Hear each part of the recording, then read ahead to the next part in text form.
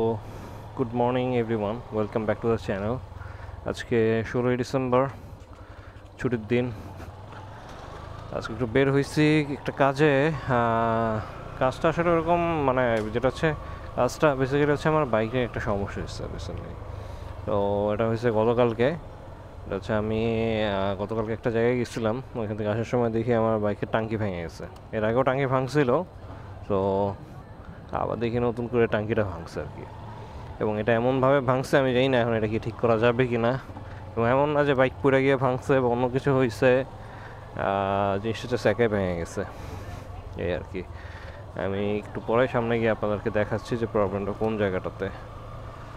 এখন যাচ্ছি হচ্ছে জায়গাটা ওই জিনিসটা ঠিক করার জন্য। ওকে, আমরা এই জায়গাটা দাঁড়াই আর কি। সো এই জায়গাটা ভেঙে গেছে। আমি জানি না এটা কীভাবে ঠিক করব। এর আগে এটা নিচে মেটাল দিয়ে এটা করা ছিল, ফিক্স করা ছিল। এর আগে এই জায়গাটা হালকা ক্র্যাক ছিল, আজকে তো এটা পুরোটাই ভেঙে গেছে এবং এই জায়গাটা অ্যাজ ইউজুয়াল ক্র্যাকড। আমি জানি না এখন এটা কোনো সলিউশন আছে কি না, নাকি আমার পুরো পার্টটাই চেঞ্জ করা লাগবে। পুরো পার্ট চেঞ্জ করতে গেলে তো অবস্থা খারাপ। তো এখন থেকে মিরপুর 10-এর দিকে যাব। তো 10-এ গিয়ে এই জিনিসটা একটু ঠিক করা দরকার আর কি। এমনি তো বাইকের কন্ডিশন ঠিক আছে, সব কিছুই ওকে, বাট এই জায়গাটাতে ক্র্যাকড। এই পার্টটা ঠিক আছে, এই পার্টটা ভালো মতন শক্ত, বাট এটার অবস্থা খুবই করুণ। তো এই হচ্ছে অবস্থা। দেখি এটা কতটুকু কি করা যায়। একটা কাজ আছে, সেটা হচ্ছে এই টাঙ্কিটা ঠিক করার পাশাপাশি আমার হচ্ছে বাইকটা একটু ওয়াশ করা দরকার।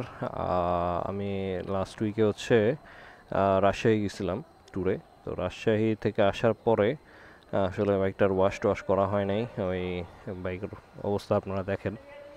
সো বাইকের অবস্থা আসলে খুবই করুণ বলা যায়। মানে আমি আসলে আমার বাইক সবসময় ওয়াশ করে ক্লিন রাখাটাই প্রেফার করি আর কি।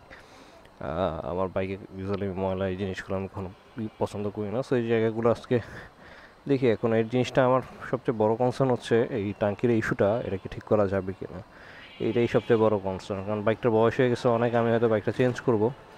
তো বাইকটা চলতেছে হচ্ছে কারেন্টলি 31,719 কিলোমিটার। ওকে, আমরা ওই জায়গাটাতে দাঁড়ায় হচ্ছে আপনাদের সাথে শেয়ার করলাম যে বাইকে যে ইস্যুটা ছিল আর কি। হ্যাঁ, এই জিনিসটা এখন দেখি যে আমরা মিরপুর 10 নম্বর বাইক পট্টিতে যাচ্ছি, ওইখানে প্লাস্টিকের কাজ করে। যদি ওইখান থেকে কাজ করে পসিবল হয় যে এটা ঠিক করা, তাহলে তো ঠিক করেই ফেলবো। আর যদি দেখা যায় না সম্ভব হচ্ছে না, তাহলে পার্টস চেঞ্জ করা লাগবে, তাহলে ওটাই করা লাগবে আজকে। তো আমার সাথে আমার ফ্রেন্ড আছে, ফ্রেন্ডকে নিয়ে বেরোইছি। ও বাসায় বসে ছিল, আমি ওটা ফোন দিলাম যে নামবি কি না। তো বললো হচ্ছে ঠিক আছে চল যাই। তো দেখি কাজটা শেষ করার পরে বাইকটা ওয়াশ করব। বাইকটা ওয়াশ করার পরে দেন হচ্ছে আমি বাসায় যাব। আর তো দেখি আগায় আস্তে আস্তে।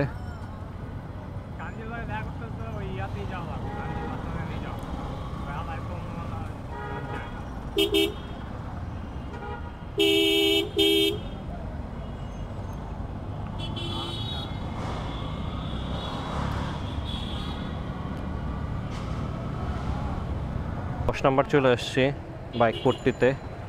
এখন দেখি এই সাইডটাতে এই কাজটা করতে পারি কি না। আল্লাহ আল্লাহ করে যদি কাজটা আমার কমপ্লিট হয়ে যায় তাহলে তো ভালো, নাহলে তো অনেকগুলো টাকা যাবে। এটা হচ্ছে দেখা যাক। দেখি আমরা হচ্ছে ডান দিকে রাস্তাটাতে ঢুকবো। এই রাস্তাটাতেই মেনলি হচ্ছে গিয়ে বাইকের কাজগুলো মোস্টলি করে আর কি। ওকে, দেখি একটু জিজ্ঞেস করি। ভাইয়া, প্লাস্টিকের কাজ কি করেন আপনারা সামনে?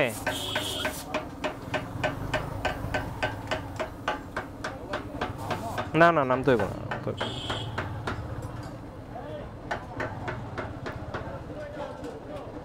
এই জায়গাটাতে প্লাস্টিকের কাজ করেন। এর আগে একটা ছেলের কাছ থেকে প্লাস্টিকের কাজ করাইছিলাম, কাজ মোটামুটি ভালো। এর আগে যে কাজটা করাইছি ওরে দিয়ে করানো হয়েছিল, দেখি ওর কাছেই যাই। তো আর তেমন কোনো দোকান নাই। এইসব দোকানে মনে হয় না প্লাস্টিকের কাজ করে। একটা দোকানই আছে, আর কোন দোকান আছে কিনা দেখি।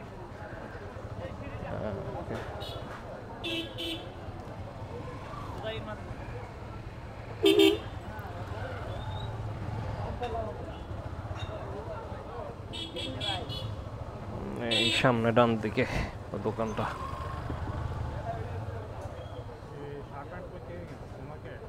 কি শার্ট প্যান্ট? এই পোলার তো দোকান বন্ধ মনে হচ্ছে আজকে। কাজ করানোর জন্য ওরা বললো যে এটা স্টিকার করা লাগবে, পেন্ট করলে হয়তো ওরকম আসবে না, বা পেন্ট করলে পুরোটাই পেন্ট করা লাগবে। তো 800 টাকা চেতেছে। আমি বললাম একটু কম টম রাখেন। তো আমি বললাম, ওরা বলতেছে যে হচ্ছে এটা খুলে তারপর দেখবে আর কি, দেখি কী হয়। 3:11 আমরা মিরপুর 11 থেকে বেরোচ্ছি। মাঝখানে একটু আগে বেরোচ্ছিলাম, যেটা হচ্ছে এই জায়গাটা নতুন করে আবার ঝালাই টালাই করে স্টিকার করছে আর কি। কারণ এটার যে অবস্থা হয়েছে যে এটা আসলে পেইন্ট করা ছাড়া কোনো উপায় নেই, ইদার পেইন্ট করতে হবে না স্টিকার করতে হবে। এই জায়গাটাতে যেটা করছে স্টিকার করে ফেলছি। এরপরে যার কাছে কাজ করাইছে প্রথমে ঠিক করছে, তারপরে বাসা থেকে একটু আগাইতেছিলাম, পরে দেখি এই সাইড থেকে পুরোটাই খুলে গেলো। ওরা আবার আসছে এখানে, এসে এখানে আরও 15-20 মিনিট বসে থাকার পরেও আরও কাজ করলো, করে ড্রিল করে এটা এখন আবার ওকে করে দিচ্ছে আর কি। তো এখন যে বাসায় যাচ্ছি, বাসায় যাওয়ার সময় যেটা করবো যে একটু বাইকটা ওয়াশ করা দরকার, ওয়াশটা করে তারপর হচ্ছে বাসায় ঢুকবো। তো মিরপুর ফলপট্টি থেকে বেরোয় যাবো আর কি এখন। ওকে ওকে, কীভাবে এবিএস মিস করলো, মাঝে মধ্যে এরকম হয়। এবিএস যখন কিক করে তখন হচ্ছে পিছন দিকে হচ্ছে লিভার ঠেলা দেয়। সামনে জ্যাম আছে অ্যাজ ইউজুয়াল।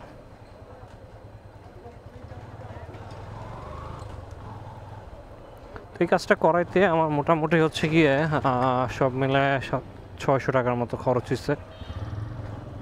600 টাকা খরচ হলো, একটু বেশিই লাগছে। দেখি কতদিন আসলে চলে এটা। এখন পরে আসলে বাইক পেইন্ট করার ইচ্ছা নাই। একবার চিন্তা করছিলাম বাইক পেইন্ট করবো কিনা বা পার্টসটাই চেঞ্জ করে ফেলবো কিনা, তো আসলে এটা আর করা পসিবল না। তো দেখি এখন আস্তে আস্তে এই জ্যাম থেকে বেরোই। এ মামা কই ঢুকাই দিলা? তো মেনলি আজকে সকালে সারাটা দিনই আজকে আসলে সারাটা দিনই গেল এই বাইকের এই টাঙ্কি ঠিক করার জন্য। এর যে টাঙ্কির প্রবলেমটা আসলে অনেক আগে থেকে আছে। আমি এর আগে 2বার ঠিক করছি আমার এই টাঙ্কির ইস্যুটা। লাস্টে যেটা হলো আমার পুরো কিটই ভেঙে গেলো, আমি বুঝলাম না, একে কিট ভেঙে গেছে। এমন না যে আমার বাইক কখনো পড়ছে, কখনো অ্যাক্সিডেন্ট করছে, বাইকের কোনো অ্যাক্সিডেন্ট হিস্ট্রি নাই। কিন্তু এই প্রবলেমটার জন্য আমাকে মোটামুটি 2-3বার বেশ ভালো ভোগে হয়েছে আর কি। যেমন এই গতকালকে আমি হঠাৎ করে দেখলাম যে কিটটা ভাঙা বলতে এর আগে কিটটা ফাটা ছিল, জিনিসটা ঠিক করা হয়েছিল ওইভাবে, বাট এখন দেখলাম যে কিটের পুরো মেকানিজম পুরোটাই ভেঙে গেছে। একবার কিট বাইরে থেকে ভেঙেছে, এমন না যে ভিতরে শুধু লকটা ভাঙছে, বাইরে থেকে ভেঙে গেছে। তো ইয়ামাহার আসলে উচিত এই জিনিসটা ঠিক করা। আমি ওয়ারেন্টি ক্লেম করতে চেয়েছিলাম এর আগে, কিন্তু আমরা বললো যে আপনার হচ্ছে বাইকে তো ভাই বয়স হয়ে গেছে অনেক দিন, 3 বছর হলে আসলে এটার ওয়ারেন্টি দিবে না। তো আসলে এটা ঠিক না, একটা কোম্পানি একটা প্রোডাক্ট বানাবে, কোম্পানির উচিত আসলে এই জিনিসগুলোর দিকে খেয়াল রাখা। অন্য কোনো বাইকে আমার মনে হয় না এই প্রবলেমটা আছে, একমাত্র ইয়ামাহাতে এই প্রবলেম আছে। এখন আপনাদের হয়তো মনে হইতে পারে যে আমি কয়েকদিন আগে এই বাইকের এত প্রশংসা করছি, এখন আবার এত কেন দুর্নাম করছি। এই বাইক কিন্তু অ্যাকচুয়ালি ভালো বাইক, কোনো অংশেই খারাপ না। কিন্তু যেটা হচ্ছে যে এই যে টুকিটাকি যে প্রবলেমগুলো, এই প্রবলেমটার জন্যই আসলে খারাপ লাগে বাইকটাকে, এছাড়া আর কোনো ইস্যু নাই।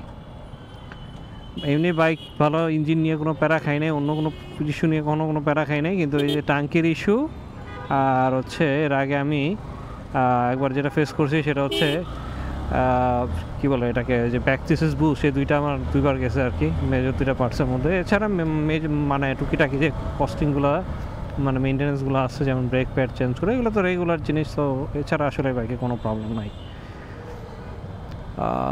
ওকে, আমি এখন যেটা করব যে বাইকটা একটু ওয়াশ করব। বাইকের অবস্থা খুব করুন, ওয়াশ করে আজকে সারাদিন আসলে দেরি হয়ে গেছে, কোনো রকম ওয়াশটা করে বাসায় ঢুকতে হবে আর কি।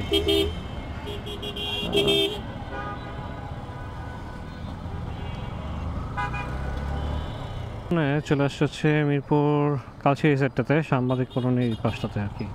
এই জায়গাটাতে আসলে একটু কম খরচে বাইক ওয়াশ করা যায়, অনলি 50 টাকায় ফোম ওয়াশ। এটা অনেকে হয়তো জানে না, মিরপুরে এই একটা জায়গা আছে আর কি, এখানে 50 টাকায় ফোম ওয়াশ করা যায়। সো আমি এখান থেকে সবসময় ওয়াশ করি।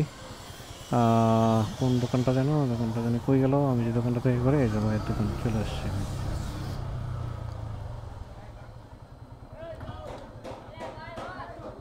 এই তো এখানে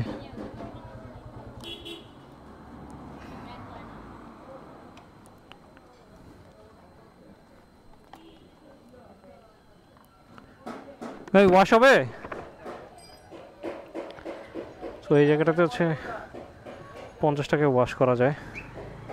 তো এখান থেকে বাইকটা ওয়াশ করবো, সিফরা মোটরস। এখানে এই রোডটাতে অনেকগুলো ওয়াশের মোটর।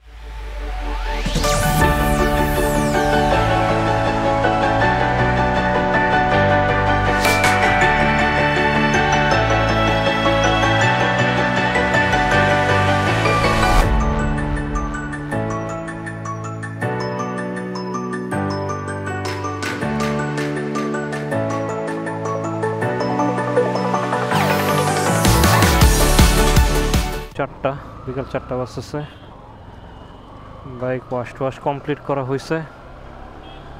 এখন যেটা করবো বাসায় যাবো আর কি। এখান থেকে এই জায়গাটা, এই রোডটাতেই আপনারা হচ্ছে কম খরচে 50 টাকায় বাইক ওয়াশ করতে পারবেন।